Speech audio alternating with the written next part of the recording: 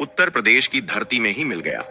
हम बात कर रहे हैं काला सोना यानी कि कच्चे तेल की, जिसके बिना आधुनिक ट्रांसपोर्टेशन का कल्पना कर पाना भी संभव नहीं है। दरअसल हाल ही में पहली बार भारत में उत्तर प्रदेश के बलिया जिले में बहुत बड़ा कच्चे तेल का भंडार खोजा गया था। इसके बाद ओएनजीसी यानी कि oil and natural gas corporation ने आसपास की जमीनों को पट्टे पर ले लिया। लेकिन अब बताया जा रहा है कि इस खोजे गए भंडार में न सिर्फ कच्चा तेल मौजूद है, बल्कि नेचुरल गैस भी भारी भरकम मात्रा में मौजूद होने की संभावना है, जिसके कारण खबर निकल कर आ रही है कि अब भारत का उत्तर प्रदेश कच्चे तेल और नेचुरल गैस के इसी भंडार से माला माल हो सकता है। इसीलिए कुएं की खुदाई का काम जोरों से तेज कर दिया गया है।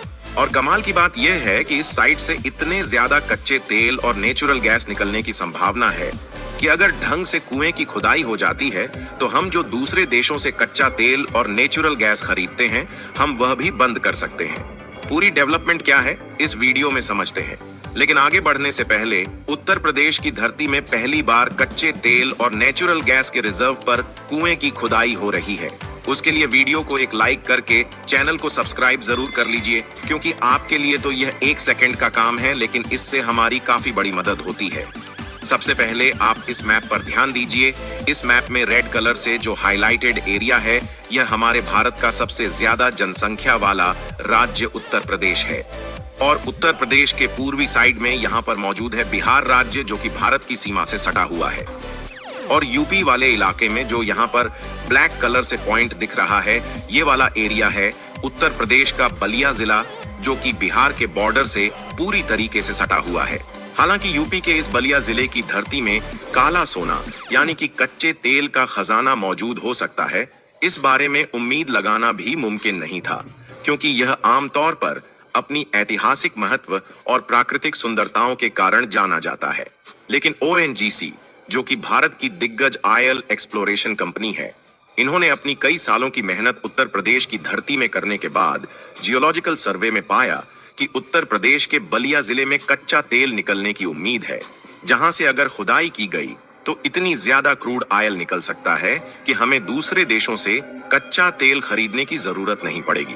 आपको बता दें कि शुरुआत में तो यह पाया गया कि इस क्षेत्र में केवल कच्चे तेल के भंडार ही मौजूद है, लेकिन उसके बाद जब खुदाई का काम शुरू किया गया तो अब यह जानकारी आ रही है कि इसमें न सिर्फ कच्चे तेल के भंडार है, बल्कि नेचुरल गैस भी भारी भरकम मात्रा में मौजूद होने की पूरी संभावना जग गई है।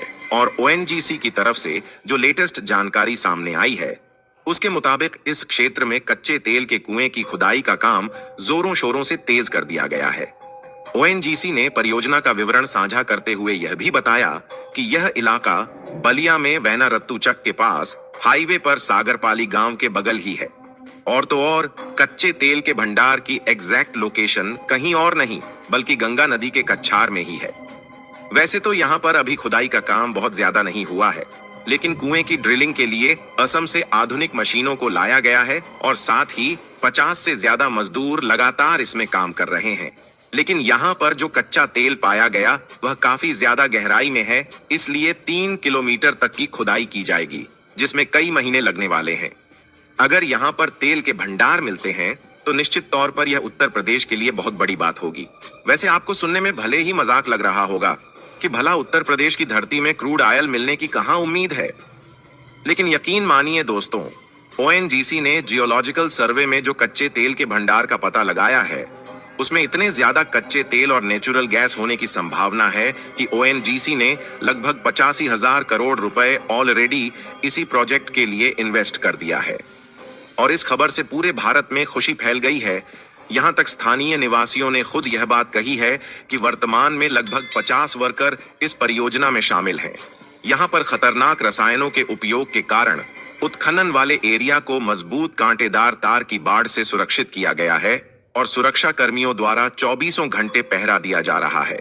चलिए बात करते हैं कि अगर यहाँ से तेल और नेचुरल गैस निकलनी शुरू हो जाती है तो इसका भारत पर क्या असर पड़ेगा। सबसे पहली बात तो इससे अरब देशों और पश्चिमी देशों की लूटखोरी बंद हो जाएगी और साथ ही मिडिल ईस्ट देश जो भारत को नेचुरल गैस बेचकर लूटते आ रहे हैं, उनकी भी लूट पर लगाम लग जाएगा। क्योंकि भारत में कुल जरूरत का 45% नेचुरल गैस और 85% क्रूड ऑयल दूसरे देशों से इंपोर्ट किया जाता है। पर सोचिए, अगर यूपी में भारी भरकम मात्रा में कच्चा तेल निकलना शुरू हो गया तो हमें दूसरे देशों से खरीदने की जरूरत नहीं पड़ेगी, जिससे हमारा हर साल लगभग 200 बिलियन डॉलर बच पाएगा। और जब भारत की डॉलर पर डिपेंडेंसी कम होगी तो भारत में प्रोडक्ट्स सस्ते होने लगेंगे और साथ ही भारतीय रुपए की जो डॉलर के मुकाबले वैल्यूएशन डाउन हो रही है वह भी अपनी ताकत वापस पाने लगेगी। क्योंकि देखा जाए तो हमारी इस दुनिया में अगर सबसे ज्यादा कोई चीज उपयोगी है तो वह है एनर्जी। जहां एनर्जी के बिना ना तो हम और आप चल सकते हैं और ना ही कोई भी मशीनरी कंपोनेंट या फिर ट्रांसपोर्टेशन काम कर सकता है। यानी कि सीधी सी बात है कि एनर्जी के बिना इस दुनिया की कल्पना कर पाना ही संभव नहीं है। हम और आप तो खाने पीने वाली वस्तुओं से एनर्जी लेते हैं, लेकिन कोई भी इलेक्ट्रॉनिक कंपोनेंट हो, मशीनरी कंपोनेंट हो या फिर डिजिटल कंपोनेंट हो, इन सबको ऑपरेट करने के लिए एक अलग तरीके की एनर्जी चाहिए होती है, जो कि हमें अलग अलग सोर्सेस से प्राप्त होती है। और अलग अलग सोर्सेस से प्राप्त होने वाली एनर्जी को मेनली दो पार्ट में डिवाइड किया जाता है, जिसमें से पहला है रिन्यूएबल एनर्जी, जिसमें सोलर और विंड टरबाइन से पैदा होने वाली एनर्जी इंक्लूड होती है, जो कि कभी खत्म नहीं हो सकती। और दूसरा है नॉन रिन्यूएबल एनर्जी, जैसे कि कोयला हो गया, नेचुरल गैस हो गई और क्रूड ऑयल हो गया। फिर भी इन्हें उपयोग करना आसान है, इसलिए इनकी डिमांड सबसे ज्यादा रहती है।